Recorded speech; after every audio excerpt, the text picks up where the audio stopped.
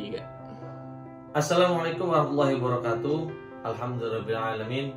Wassalatu wassalamu ala rasulillah wa ala billahi amma ba'd. Selamat datang di pembelajaran PAI kelas 10 semester 2 bab tentang bahaya zina dan pergaulan bebas. Baik, teman-temanku, anak-anakku yang saya sayangi, yang saya cintai, mari kita langsung saja mempelajari bagaimana bahaya pergaulan bebas dan zina dan bagaimana Islam memandangnya. Yang pertama, pengertian pergaulan bebas. Pergaulan bebas adalah bentuk perilaku menyimpang dari batas norma masyarakat sekitar. Artinya, pergaulan bebas ini merupakan satu tingkah laku yang itu tidak sesuai dengan norma masyarakat, apalagi norma agama. Contoh, kalau di masyarakat Indonesia mungkin kita melanggar norma seperti kita minum minuman keras yang bukan budaya kita, ke timur-timuran, kita tawuran dan lain sebagainya, itu termasuk dalam penyimpangan sosial atau disebut dengan pergaulan bebas. Lalu yang kedua, pengertian berzina. Pengertian berzina secara umum adalah perbuatan dua orang, yaitu antara laki-laki dengan perempuan yang melakukan hubungan intim tanpa status yang sah sebagai seorang suami dan istri menurut syariat agama Islam. Dan perzinahan ini adalah salah satu bentuk daripada bukan budaya Indonesia juga, apalagi budaya Islam. Islam sangat melarang dalam perzinahan. Oke, next. Lalu apa saja penyebab pergaulan bebas dan zina? Sebenarnya dua hal ini sangat berkaitan. Zina itu biasanya terjadi karena ada pergaulan bebas. Tidak mungkin ada orang berzina kalau dia tidak melakukan pergaulan bebas. Yang pertama, pengaruh atau penyebab orang itu kalau melakukan pergaulan bebas sampai berzina. Yang pertama, lemahnya edukasi pendidikan agama. Biasanya orang tersebut tidak paham bagaimana Islam memandangnya, bagaimana Islam memandang itu dan bagaimana hukumannya dalam agama Islam. Maka dia tidak mengetahuinya dan dia melakukannya. Yang kedua, ketidakmampuan dia dalam mengontrol dirinya dari segala bentuk nafsu dirinya. Itu yang kedua. Maka Islam mengajarkan kalau kita tidak bisa menjaga itu, kita dianjurkan untuk berpuasa. Kalau tidak bisa juga, maka kita harus menikah. Yang ketiga, kurangnya perhatian kedua orang tua. Banyaknya pernikahan dini karena orang hamil di luar nikah, karena adanya orang tua yang broken home atau adanya orang tua yang kurang perhatian terhadap anak-anaknya, terutama anak perempuannya. Yang keempat, biasanya pelampiasan. Pelampiasan di sini maksudnya biasanya orang tersebut punya masalah yang besar dan yang melampiaskan dengan pergaulan bebas, minuman keras, akhirnya berzina dengan orang lain. Yang kelima, itu yang terakhir, kurangnya edukasi tentang bahayanya seks bebas sejak dini.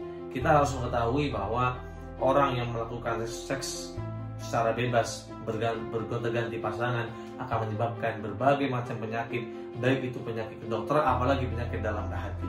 Penyakit kedokteran kita pasti tahu ada namanya dengan penyakit AIDS dan penyakit lain yang menular dan sangat membahayakan tubuh manusia.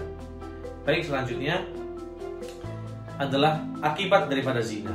Dalam Islam, Allah Subhanahu wa taala melarang keras, bahkan ditulisnya bukan lagi dalam hadis tapi juga dalam Al-Qur'an, bahwa pergaulan bebas ini dan zina ini adalah banyak sekali mudarat atau kejelekannya. Yang pertama, pengaruh zina atau akibat daripada zina, rusaknya nasab keturunan seseorang. Apabila orang tersebut berzina dan anaknya hamil, maka anak tersebut tidak jelas keturunan siapa. Karena tidak boleh anak hasil zina diberikan bin atau binti ayahnya yang telah menghamili ibunya. Yang kedua, zina termasuk dalam dosa besar yang Allah murka dan Allah benci. Zina merupakan salah satu dosa yang sangat besar yang perlu kita hindari, karena salah satu dosa yang susah untuk diampuni kecuali kita benar-benar bertobat kepada Allah Subhanahu wa taala. Yang ketiga, menimbulkan penyakit, minimal penyakit AIDS, yaitu penyakit menular yang kita sama-sama tahu sangat membahayakan. Yang keempat, kalau terjadinya zina dan pergaulan bebas, pasti juga akan merebaknya dengan adanya praktek aborsi. Karena banyak orang yang hanya siap berzina tapi tidak siap untuk memiliki anak. Akhirnya merebaknya praktek pembunuhan anak di dalam kandungan atau disebut dengan aborsi. Maka akibat zina ini tidak ada lagi yang kecil, tidak ada yang sedikit, dan sangat-sangat besar. Minimal akibatnya adalah dia memiliki keturunan yang tidak jelas bagaimana ayahnya. Lalu bagaimana Islam memandang itu? Hukuman bagi orang yang berzina. Allah Subhanahu wa taala berfirman dalam Al-Qur'an surah An-Nur ayat 2. A'udzu billahi minasyaitonir rajim. Bismillahirrahmanirrahim. Az-zaniyatu waz-zani fajridu kulla wahidin minhuma mi'ata jaldah wa la ta'khudhukum bihima ra'fatan min dinillah in kuntum tu'minuna billahi wal yawmil akhir wa yashhadu 'adzabahuma ta'ifatan minal mu'minin.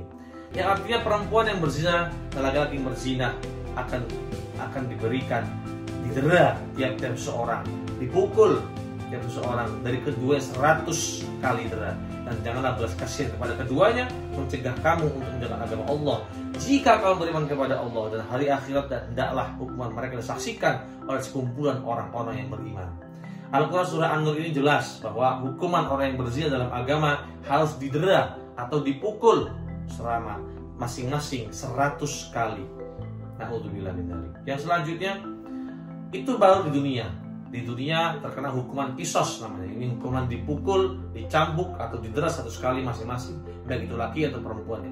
Bagaimana kerugian orang di akhirat ketika dia berzina? Di dalam hadis Rasulullah SAW bersabda, hendaklah kalian menjauhi perbuatan zina karena akan mengakibatkan 4 hal yang merusak, yaitu menghilangkan kewibawaan, keceriaan wajah, memutuskan rezeki, mengundang kutukan Allah, dan menyebabkan kekal dalam abbas. Ada riwayat Tabrani dan dari Ibnu Abbas.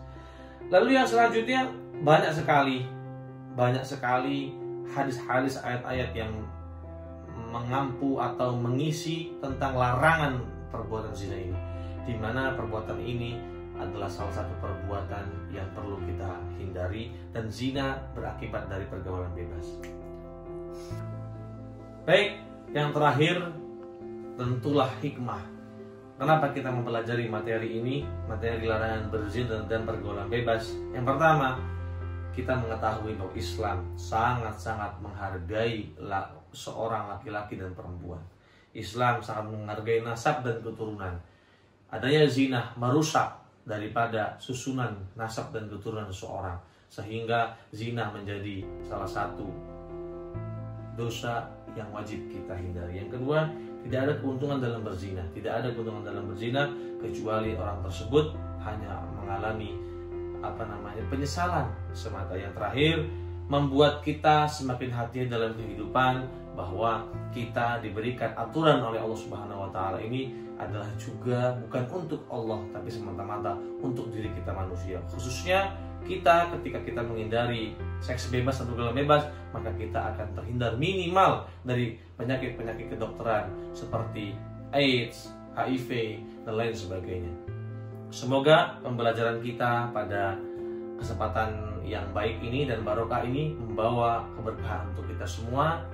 Terima kasih, dan jangan lupa di komen segala kekurangan daripada video ini. Terima kasih. Saya Khairul Anas mengucapkan billahi taufiq wal hidayah. Wassalamualaikum warahmatullahi wabarakatuh.